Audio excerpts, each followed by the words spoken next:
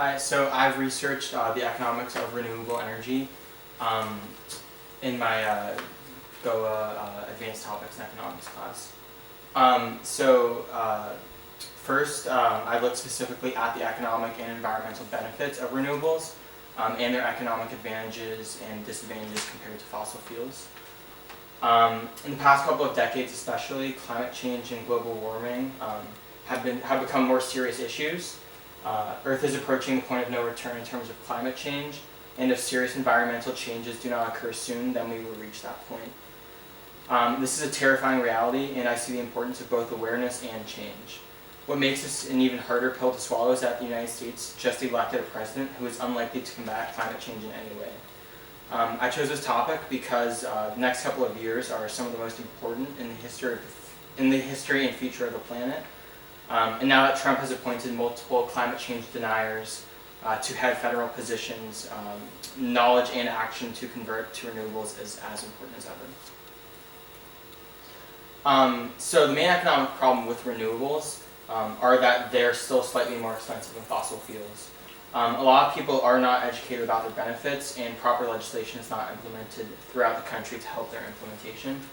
The thesis I came up with for my study is that renewables are becoming cheaper as fossil fuels are becoming more expensive, but renewables are still more expensive than fossil fuels. Yeah. So some of the economic concepts that I found that really played into the topic of renewables. One of them was projected cost. So these two graphs show actual cost versus projected cost. They are not showing the cost of the same good, but they show the same message that renewables are becoming more and less expensive each year. So the graph on the left shows the price of supplies and solar panels, how it's exponentially decreased in the past 4 decades. This is really good for the future because it shows that solar energy is approaching a horizontal asymptote near zero, and it will continue as such in the future. And the right chart shows the projected cost of multiple energy sources in the year 2020. It's also very encouraging for renewable energy in the future because it projects that both solar and wind energy sources will be cheaper than conventional sources. It also projects that fossil fuels will continue to increase in price over time because they are naturally forming. So as we extract more fossil fuels, we have less in the ground, and they take thousands of years to form, whereas renewables are consistently present. And so the second economic concept I encountered was externalities. So it's not really a surprise that less pollution will create positive externalities in the long term. As pollution increases, environmental sustainability companies will increase, but there will be a larger demand for these companies because the problem will need people to find solutions for it. But along with this, air and water quality will continue to worsen, which means that the health and standard of living will decrease, and as health decreases, people will be able to work less in poor conditions, which will eventually hurt the workforce if solutions are not found. And this will, however, create more jobs in health industries. But if the workforce decreases, then production will decrease, which will hurt economic growth. GDP will decrease, and if global warming continues to worsen, then there will be more significant negative externalities. And more renewable energy means less pollution, which means a lot of people will have better health in the long term. So a couple of years ago, a group of Harvard researchers created an assessment tool that calculates the monetary value of public health created through renewable energy sources. In their findings, they basically ran multiple tests through mid-Atlantic and lower Great Lake regions in the US in 2012. And they concluded that the monetary value was around 5.7 million to 210 million US dollars annually, depending on the site. And this new money that would be created through renewables would significantly add to the global economy and help fund and grow the world's economy. And as renewable energy sources and technology increase, so will jobs. A lot of people only see renewable energy as a way to save the earth, but they fail to see the economic impacts as well. Worldwide, 7.7 million people are employed in the renewable energy field, which was 18% higher than 2014. Now it is significantly over 7.7 million, and wind power is becoming cheaper and has created over 1 million new jobs since then alone. And it is one of the most cost-effective sources of energy right now. And nowadays, renewable energy sources across the line are becoming as cheaper than fossil fuels. And converting to renewable energy up to 36% by the year 2030 would prevent 9 gigatons of carbon emissions into the atmosphere. And the third economic concept I encountered was the opportunity cost. It's really important to think about when looking at climate change and pollution, because if we convert to renewables right now, then there will be the opportunity cost of slightly cheaper fossil fuels in the short term, rather than converting to renewables. But that choice hurts every other choice in the future.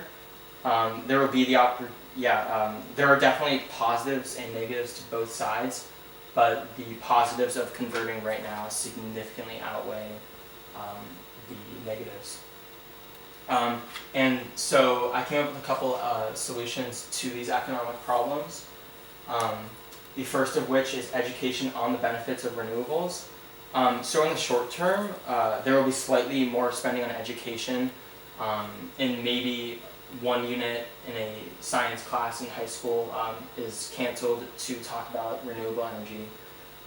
But it is worth it in the long run, because more people will be educated and informed in future generations. It is also slightly expensive to train people to go out into the community and educate on renewables. And there is unfortunately a possible negative outcome of this. It's that certain families and maybe certain companies could sacrifice short-term and long-term economic health and stability to convert to renewables when they can't afford it right now. It probably won't happen, but it is a possibility that does need to be addressed if it happens. In all, education on renewables is a very solid first step in trying to convert the planet to them. And there's still a lot of work to be done, but this will help do a lot of good. The second economic solution I came up with was new legislation or tax incentives. So in the short term, more and more companies will seek tax breaks if the government grants them for converting to renewables. This is the point of the incentive, but it could also lead to less tax revenue for the government on an annual level. And there will be companies who do not want to transition from fossil fuels, so they will either seek loopholes or legal action against the government, or will be less willing to cooperate in the future. And looking in the long term, this solution extremely decreases the number of carbon tons emitted. And it will. There will be more renewable energy in every industry in the U.S. And globally, hopefully. And some of the unintended consequences might be seeking loopholes and lower tax revenue for the government. So some programs might be cut or underfunded on the short term, but in the long run, it helps the country and the world extremely. And the third solution I found was further implementation of cap and trade. So cap and trade essentially is when a group of scientists come up with a certain number of the total carbon tons that can be emitted that year to help reduce climate change. In each company in the state or territory where it's implemented get a certain allowance of carbon tons that they can emit annually, and they know well in advance what their number will be each year. And essentially, you're not allowed to go over that number, but if you're well under it and you convert sooner, you can take your extra allowance shares and sell them and trade. That's why it's cap and trade. You can trade them with other companies who are not able to convert at the same level in speed as others.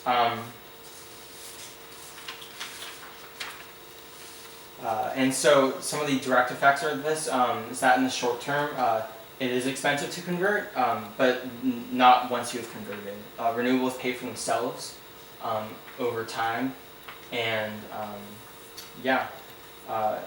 in the long run, however, renewables pay for themselves, but sacrifice is still required initially, so companies might go into debt or may reduce profits or not take a profit for a year or two. But in the long run, it will help them, will help their profits and long-term growth. And ultimately, everyone is helped by renewables being implemented through cap and trade. More states need to adopt it, but it's heading on the right path. And so what's next? Essentially, this is probably the most important step, considering the president-elect is going to do very little to combat climate change. He has appointed multiple climate change deniers in his administration already, including head of the EPA, Scott Pruitt, and Secretary of State, Rex Tillerson, who was who's the CEO of ExxonMobil. So awareness and education are where change can be implemented right now. None of the legislation will be passed while Trump is president because of the majorities in both Congress and the Senate. And these aren't encouraging signs, but hopefully other countries and people in his administration will pressure him to make pro-environmental decisions. But for now, the most we can all do is go out and advocate for change. Thanks.